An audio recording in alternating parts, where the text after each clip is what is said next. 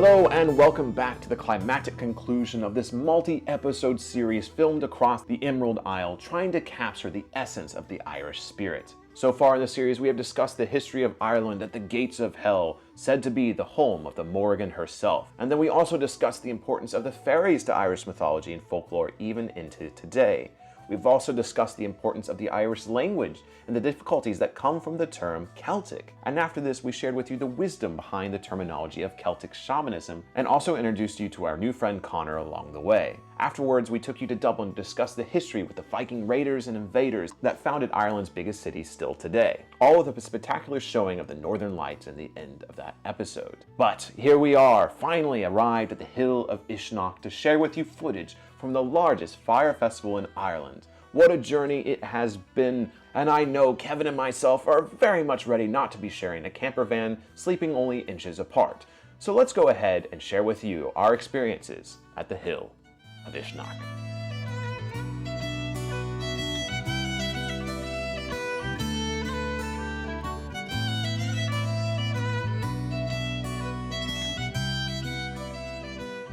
Alright, so here we are at the Uisneach Beltane festival, and I just want to give you some of my first impressions. So obviously it's still daytime. Over here is going to be the ceremony tonight with the fires that they're preparing for right now, and then the actual festival grounds are over here. Now I'm going to be comparing this a lot to Beltane in Edinburgh last year. So obviously first difference, Beltane. Beltane. I'm probably not pronouncing it correctly, but I'm trying. So here in Ireland, this is, I think, the biggest Beltane festival in the entire country. And I know there's some critique over that with people that have been coming here for a few years, as it keeps on getting a little bigger and a little bigger. And with that, you just have so many different people. But it is very impressive. So far, even though like it is big, I mean, all of this around here, it's almost like a Renaissance festival for my people in the States. Going all the way up to the procession here. There's tons of food and vendors over here. The thing I appreciate is most of the vendors are handcrafted items. Lots of blacksmiths, leather workers, woodworkers. So I really appreciate that because I notice in the States a lot of the crafters are becoming a little drop shippy. And so a lot of their items are not something they make anymore. And so I really like seeing a lot of handcrafted things. All the food looks really good, looking forward to trying it. And then dotted throughout the festival grounds are these various sacred items, I guess I would call them. I mean, we have a beautiful like woman with a spear over here representing a goddess, I imagine. There's a head of, I think someone said it was the goddess Danu. And then we just have a bunch of other things scattered around here. And this entire ground of Uisneach, which I'm sure I'm sharing with you in the voiceover, is pretty sacred as well. There's lots of stuff to check out. There's a healing well. There's an old healing like hill fort as well. And then there's several different camps. So there is like a Viking camp over here, the food area, a bunch of scattered different camps that you can go check out with various activities. There's a healing place over here doing yoga and various meditations. And then just overall, it's a beautiful festival grounds here. Obviously, it hasn't started already, but I will say as an outsider experiencing this for the first time, so far this is one of my favorite spiritual events I've been to in all of Europe, especially one this size. I've been to Castlefest, I've been to Midgardsblot, and so far it seems like the spiritual nature is being preserved to a very good degree.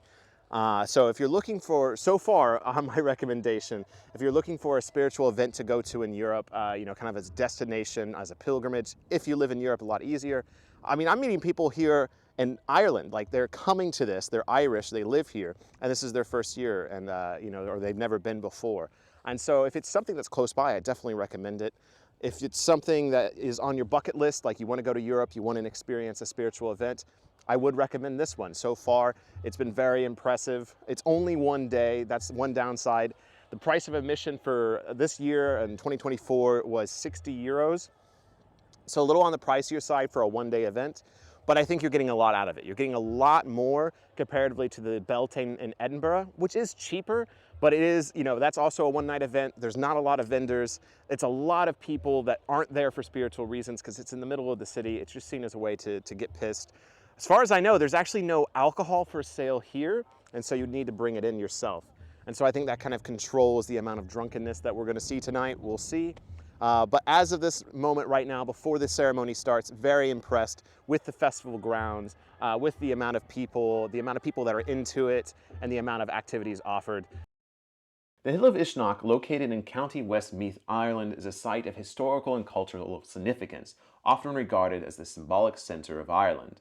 Historically, it served as a focal point for political, spiritual, and social gatherings, playing a crucial role in the ancient traditions of the island. One of the most significant features is the Catstone, a large limestone boulder, according to legend, marks the navel of Ireland, symbolically representing the meeting point of the country's provinces. The Hill of Uisneach was the central part of the ancient festival of Beltane that is still celebrated today in many pagan circles on May 1st, and this marks the beginning of the summer season. The festival involved the lighting of a large bonfire, which was believed to purify and bless livestock and people going into the summer months. It is also said that all fires in Ireland were extinguished the night before Beltane, and then the fire lit at the Hill of Uisneach would then be carried out to the many different villages and provinces around Ireland, all lit now from the central flame.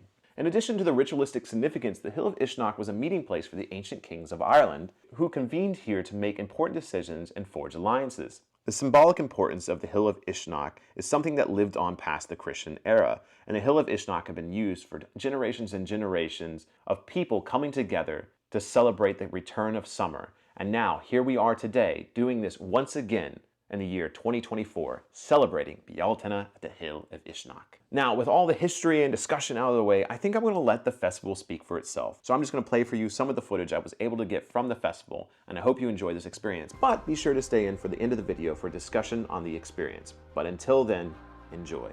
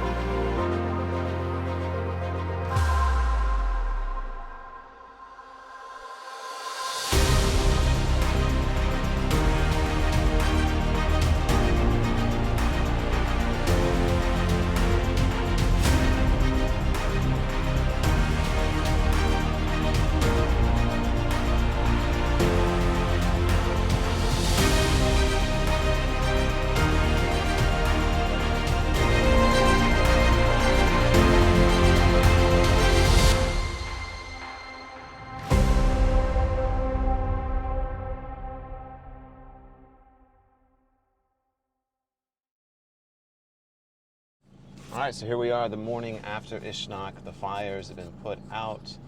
The smoke has been cleared besides our bodies. And how was it? I mean, I had an incredible time. Comparatively to the Beltane in Edinburgh, it's a lot more. Now, the event is more expensive. However, I think you get a lot more out of it, and it feels more spiritual in general. Oh, hey, it's Kevin. Oh, is this on? Yeah, it is on. Sure. Yeah, it was incredible. It was a whole day event. It was not cheap, but definitely worth it, I'd say. The whole day event, family-friendly stuff, crafts, vendors, we food. stayed till midnight, and it never got like rowdy or anything. Right. There was definitely some partying, but it was Right. pretty mild. How was the spiritual side for you? Oh, the spiritual side. Once they started the procession, was it was deep. Even before then, with the uh, storytelling and history, it definitely focused us into the spot and the history and the time and the place and everything. It was good. Comparing it to Edinburgh, Edinburgh just starts. Like, Yeah. there's no explanation, there's no talking. It literally just starts until it ends, and then it's over. Whereas this, it was nice. Now, to me, it drug on a little bit, but it's fine. They were just they had to drag it out for sunset because they didn't light the fire until the sunset. And so there was about 4 or 5 long story sessions, but they were good. They had people there. That's like their thing, is they tell stories in Ireland and mythological tales, and they would just recant the stories of Celtic myth and legend. And so I think that's really cool because there was about 3,000 people there, all listening to the Irish mythologies orally shared, which is how it was meant to be. But they had a couple really, from what I understand, most people who have anything to do with Irish spirituality, paganism, or just mythology, a lot of them come to Uisneach. Yeah. And so they had a pretty big wig guy do the opening of the fire. And I mean, I teared up a little bit. Oh yeah, it was. His words were absolutely beautiful. And I'm tearing up now thinking about it. Yeah, like you mentioned, it dragged on for a bit, and you said because it had to wait for the time to be right. And he even mentioned it. It's like, we don't control it; we're controlled by the elements. So we had to wait for the wind to be right, the sun to be right, everything. And yeah, it's true. And it just it was great to hear it. And even when you don't think about it, and just it's in the back of your mind, just to have it reiterated, it was great. There were several people that had baskets that were walking around the crowd to like collect offerings of intention to add to the fire, so everyone was part of that experience if you wanted to. Yeah, and like when the guy went up to put the basket on top of the pyre, it's like everyone stopped and watched him do it. Like again, we're talking 3,000 or 4,000 people. Yeah, it's powerful. Thanks for waiting. Oh yeah, how bad it would have been if we left with all your stuff. Oh, my head. Oh, my ear. Oh, I should probably explain who this random Irish woman is and where she came from. This is Kiva. She first appeared in a video a few months ago discussing the spirit of Scotland, where she now lives, and she decided to attend the festival for the first time this year and met up with us. Now, this was her first time attending the festival, and so we wanted to ask her as we gave her a ride back to the airport what she thought as a native Irish person. Yeah, I just wanted to know, like, because it was your first time at Uisneach, right? Yeah. Yeah, so like your experience, like being, born in Ireland and going to Uisneach for the first time, how was it for you?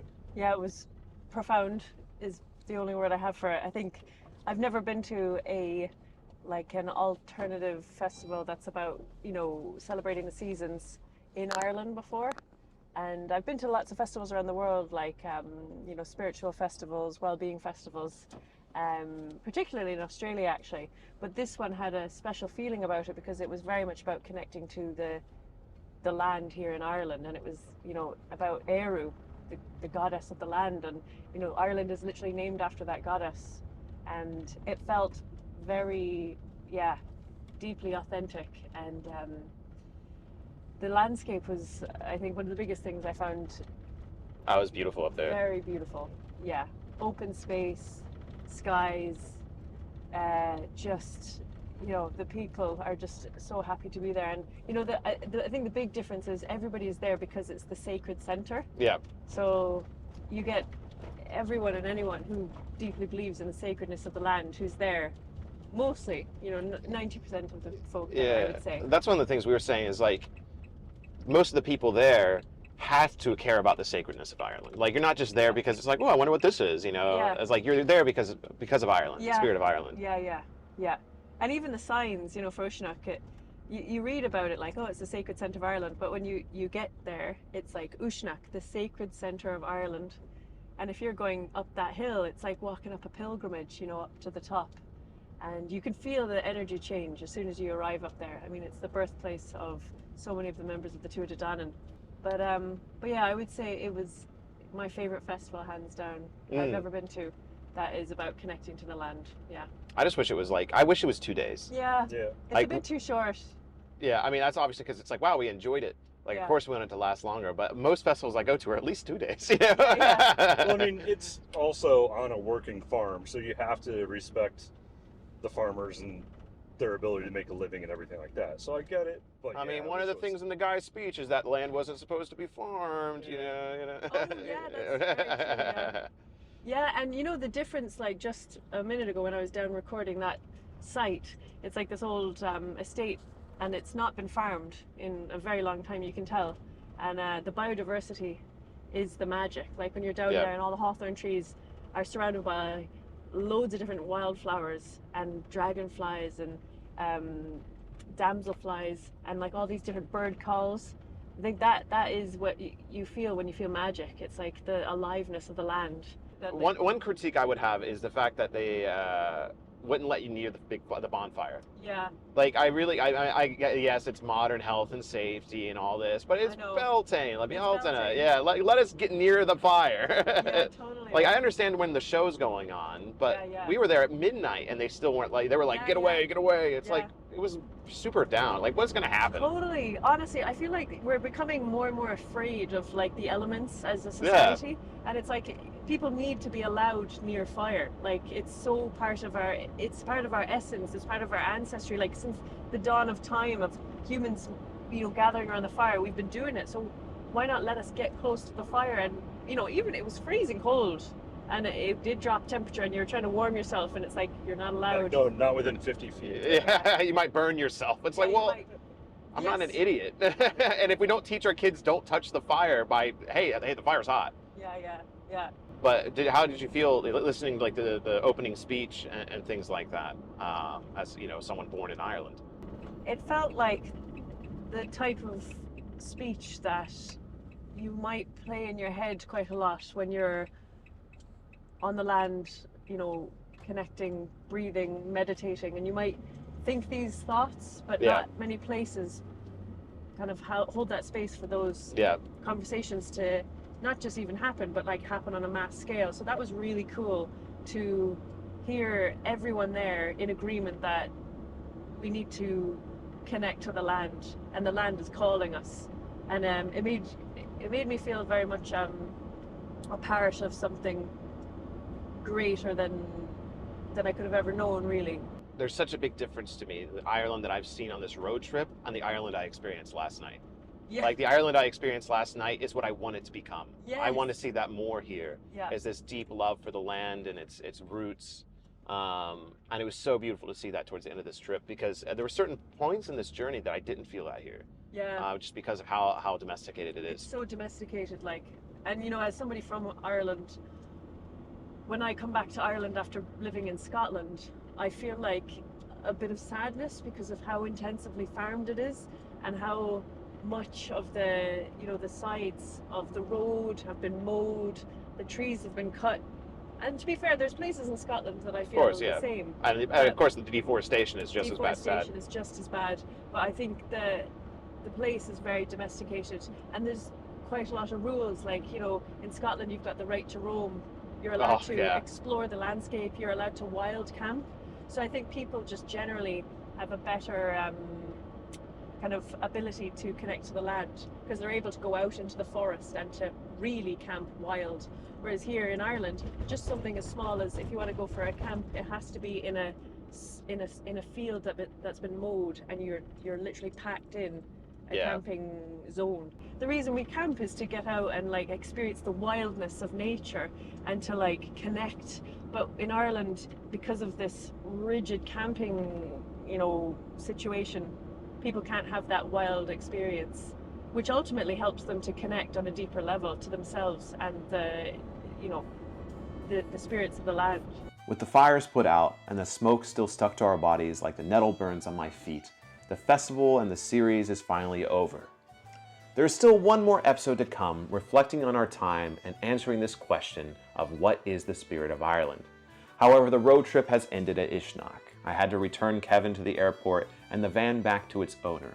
In reflection, this road trip is still a blur in my mind even as I read these notes now. But I'm truly humbled to have gone through this experience and talked to all the amazing people I met along the way, both on camera and off camera. This series was one of the most complicated and daunting tasks I have ever taken on as a YouTuber, and I hope you've enjoyed this journey. So please show as much love as you can in the comments section, share whenever possible, and if you can support this channel even more, please think about supporting on Patreon or YouTube members, or even giving a one-time donation if you enjoyed this series.